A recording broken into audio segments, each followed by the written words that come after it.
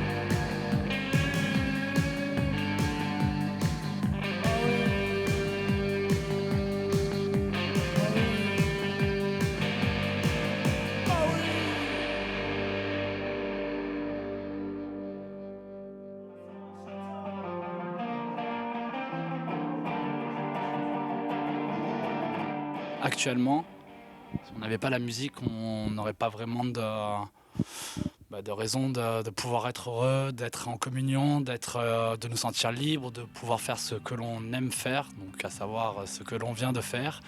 Jouer en live, c'est plus un sentiment d'urgence qui nous habite, plutôt que l'envie de laisser une trace. Après, bien sûr, si on a la chance de pouvoir laisser une trace, on en sera très content, mais c'est pas notre recherche première.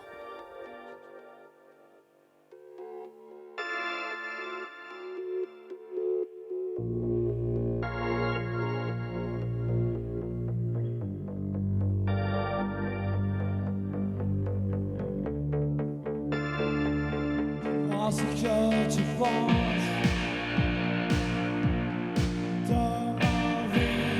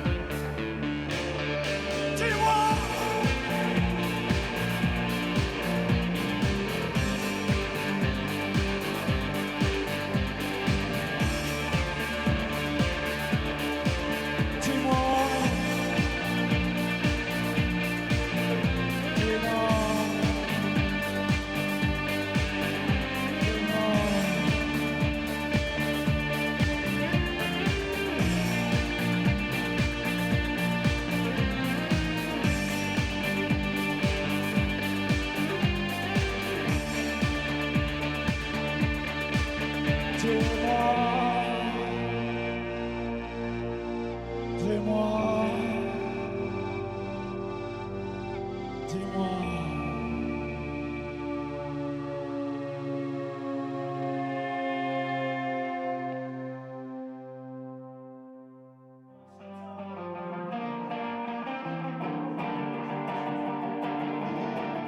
Le deuxième album, il s'est passé ce qui s'est passé l'année dernière. On était tous enfermés chez soi. Et l'avantage qu'on a tous les quatre, c'est d'avoir un petit peu de matos chacun chez soi. On a pris notre temps sans se mettre de pression, mais on a vite enfanté, quoi, au final. On est parti de juste un ou deux morceaux et on les a composés tous à la suite à distance. On commence à peine à apprendre à les jouer ensemble.